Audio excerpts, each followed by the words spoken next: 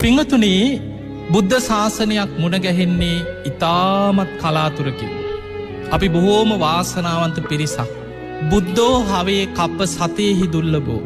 බුද්ධ කියන වචනය කල්ප 100 ගණනකින් මේ ලෝකෙ අහන්නත් දුර්ලභයි. එවැනි දුර්ලභ බුද්ධ ශාසනයක් අපිට අහන්න ලැබුණා. අපිට මුණ ගැස්සුණා. ඒ බුදුරජාණන් වහන්සේගේ බණපද අපිට අහන්න ලැබුණා. ඒ නිසා පිංගතුනි මේ ලැබිච්ච දුර්ලභ මනුස්ස ජීවිතය තුළ අද මේ වෙනකොට කෝටි 700කට 800කට එහා විශාල ජනතාවක් ලෝක ජීවත්වෙනවා. ඒ ජනතාව අතර අපි බොහොම භාග්‍යවන්ත මහා පින්වන්ත පිරිසක්. අපි කාටත් නොයෙක් ප්‍රශ්න ගැටලු විපත් කරදර ජීවිතවල ඕන තරම් ඇති. හැබැයි මේ බුද්ධ ශාසනය මුණ ගැහිච්ච අපිට මේ ලෝකෙ කාටවත් නැති උතුම්ම භාග්‍ය උදාවෙච්ච පිරිසක්. පිංගතුනි ඔබ මම සරණගිය මහා කාරුණික බුදුරජාණන් වහන්සේ අවුරුදු 45ක් පුරාම වැඩ සිටිමින් උන්වහන්සේ දවසේ පැය 2කටත් අඩු කාලයක් තමයි සිංහසෙයියාවෙන් සැතපෙන්නේ. හිමිදිරි උදෑසන 12 කෝටි ලක්ෂ වාරයක් මහා කරුණා සමාපත්තියට සමවදිනවා.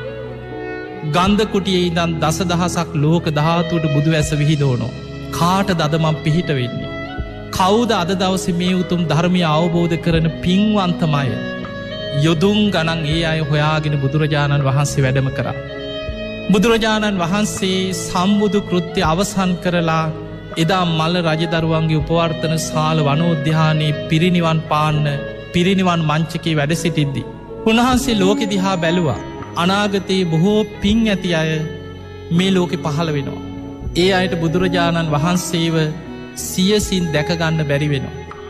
නමුත් අනාගතයේ බුදුරජාණන් වහන්සේගේ නාමයෙන් ඒ උතුම් ධාතුන් වහන්සේලා හරි දැකගෙන වන්දනා කරලා චෛත්‍ය ඉදි කරලා අනාගතයේ බොහෝ පිරිස හිත පහදවාගෙන පින් රැස් කරගෙන සුගතිගාමී වෙනවා. ධර්මාවබෝධය කරා යන මගට පැමිණෙනවා. ඒ පිණිස පිරිනිවන් මංචකේ වැඩ සිටිය බුදුරජාණන් වහන්සේ අධිෂ්ඨානයක් කරා. මාගේ ශාරීරික ධාතුන් වහන්සේලා මේ ප්‍රමාණයන්ගෙන් විසිරේවා. අවුරුදු 5000ක් දෙව් මිනිසුන්ගේ වන්දනා ලබමින් ඒ උතුම් ධාතුන් වහන්සේලා මේ ලෝකෙ වැඩ සිටිත්වා කියලා අධිෂ්ඨානයක් කරා. එදා බුදුරජාණන් වහන්සේ පිරිනිවන් මංචකයේදී සක්‍ර දෙවියන්ට පවරනවා පතිත්තිස්සති දේවේන්ද්‍ර ලංකායම් මම ශාසනා. දේවේන්ද්‍රේ මගේ පිරිනිවන් පෑවෙන් පසුව සම්බුද්ධ ශාසනය මේ ලෝකෙ බොහෝ කාලයක් පවතින්නේ ලංකා භූමිය මුල් කරගෙන. ඒ නිසා ලංකා භූමියේ සම්බුද්ධ ශාසනය ආරක්ෂාව වෙනුවෙන් උපකාර කරන්න කියලා සක්‍ර දෙවියන්ට තමයි බුදුරජාණන් වහන්සේ පිරිනිවන් පාන්න පෙර පැවරුවේ. බුදුරජාණන් වහන්සේ පිරිනිවන් පාන සූදානන් වෙනකොට දසදහසක් ලෝක ධාතුල දෙවියන් අහසෙ පිරිලා මදාරාමල් ලිසිනවා.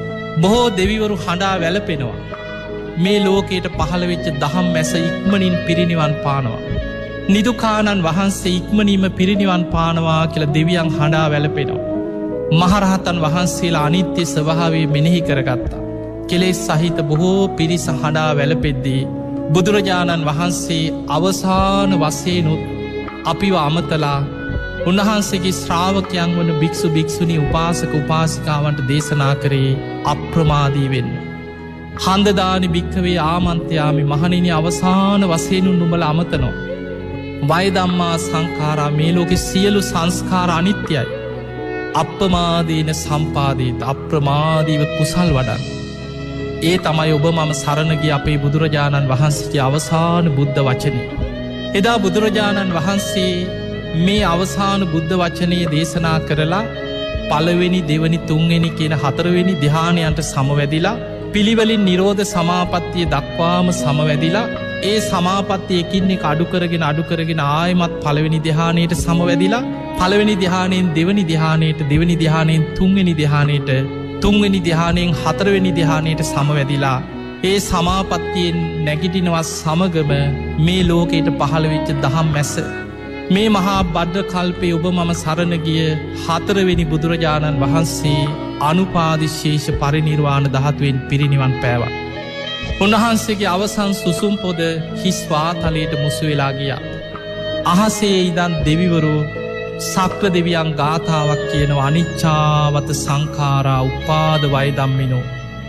උප්පජ්ජිත්වා නිරුච්චන්ති තේ සංරූප සමෝසුකෝ. මේ ලෝකෙ සියලු සංස්කාරයන් අනිත්‍යයි. හැමදේම හටගෙන පැවතිලා නැතිවී යන ස්වභාවෙන් යුක්තයි. මේ උතුම් අනිත්‍ය ධර්මතාවය අවබෝධ කර ගැනීම මයි යහපත. පිංහතුනි බුදුරජාණන් වහන්සේ පිරිනිවන් පාන්නේ අද මේ ජීවත්වෙන අපි අනාගතයේ ජීවත්වෙන ඔබේ දරුවන් අනාගත පරපුර අවුරුදු 5,000ක් කල් උන්වහන්සේගේ සර්වඥ ධාතුන් වහන්සේලා දෙව් මිනිසුන්ගේ වන්දනා ලබමින් ලෝකෙ වැඩ සිටිත්වා කෙන බුද්ධ අධිෂ්ඨානය තුළ. බුදුරජාණන් වහන්සේ පිරිනිවන් පෑවට පස්සේ දින 7ක් ශ්‍රී දේහයේ මහජන ප්‍රදර්ශනයට තැබුවා. කිසිම වෙනසක් නොවී මේ දැන් පිරිනිවන් පෑවා සුරූපයෙන්ම ශ්‍රී දේහයේ ඒ සුරූපයෙන්ම පැවතුනා. දින 7ක්. දින 7කට පස්සේ අලුත් සිවුරකින් ඔතලා ඉස්සල්ලාම සඳුන් වතුරෙන් දෝනය කරලා සුවඳ පැන් ගල්වලා අලුත් සිවුරකින් එතුවා. උඩින් කපුපුළුම් පටලයක් එතුවා. ආයමත් සිවුරක් කපුපුළුම් පටලයක්. ඔය විදියට සිවුරු 500කින් කපුපුළුම් පටල 500කින් ඔතලා රත්තරං වලින් සකස් කරපු රන් දෙනක තැම්පත් කරලා සඳුන් චිතකයකට නැංගුවා. මේ චිතකේ වටා ප්‍රදක්ෂිනා කරලා මල්ල රජදරුව 4 දෙනෙක් 8 දෙනෙක් 16 දෙනෙක් අවස්ථා කීපයකදී චිතකයට ගිනිදල්වන්න උත්සාහ කරා. කිසි කෙනෙකුට චිතකයට ගිනිදල්වන්න බැරි වුණා.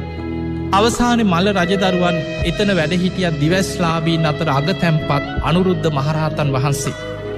උන්වහන්සේගෙන් විමසනවා ස්වාමීනී ඇයි මේ බුදුරජාණන් වහන්සේගේ ශ්‍රී දේහයේ තැන්පත් චිතකයට ගිනිදල්වන්න බැරි? අපේ අඩුවක් නිසාද? අපෙන් යම් වැරැද්දක් වෙලාද? උන්වහන්සේ දිවසින් බැලුවා. බලලා කියනවා රජදරුවනි දෙවියන්ගේ අදහස වෙන එකක් දෙවියන් කැමති නෑ. ඇයි ස්වාමීනි? මහා කාශ්‍යප මහරහතන් වහන්සේ 500ක් භික්ෂූන් පිරිවරා පාවානුවර ඉඳන් වඩිනවා. උන්වහන්සේගේ හිතේ පැතුමක්